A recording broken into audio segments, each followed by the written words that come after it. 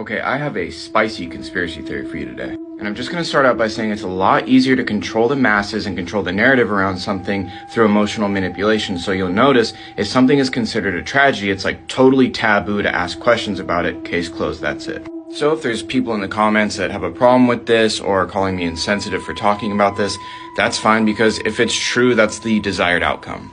Anyways, this is the crew of the 1986 Challenger space shuttle mission. Infamously, on January 28, 1986, the space shuttle exploded right after takeoff. The disaster was broadcast on live television to 40 million viewers. Two men, Bob Eberling and Roger Boisjolly, worked tirelessly to warn NASA about an issue with the shuttle's O-rings, making calls and warning anyone that would listen going all the way back to October the prior year. They warned that if these O-rings were used on a launch on a day that was below 40 degrees Fahrenheit, that there would be a catastrophe. But of course, no one listened. Which automatically kind of makes me think they wanted the catastrophe to happen. Roughly 80 seconds after the launch, the shuttle exploded and all 7 crew members lost their lives. This is Judy Resnick, an engineer and pilot aboard the Challenger mission. In 2013, an eagle-eyed internet user found Judith Resnick, a law professor at Harvard Law School. Some people were a little taken aback by the identical name, age, and likeness, so they started digging. This is Michael J. Smith, also an engineer and pilot aboard the Challenger shuttle, who passed away that fateful day in 1986 at the age of 39 years old. This is Dr. Michael J. Smith, professor of engineering at the University of Wisconsin.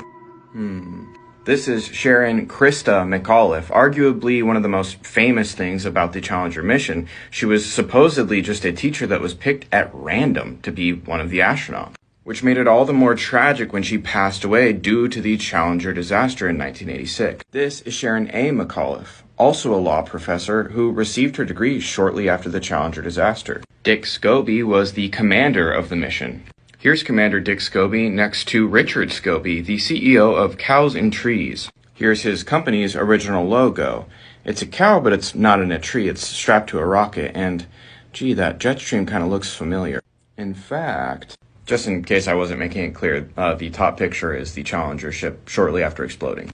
So, Astronauts Ronald McNair and Ellison Onizuka both passed away when the Challenger shuttle exploded. Miraculously, it was found out that they both had twin brothers, Carl McNair and Claude Onizuka.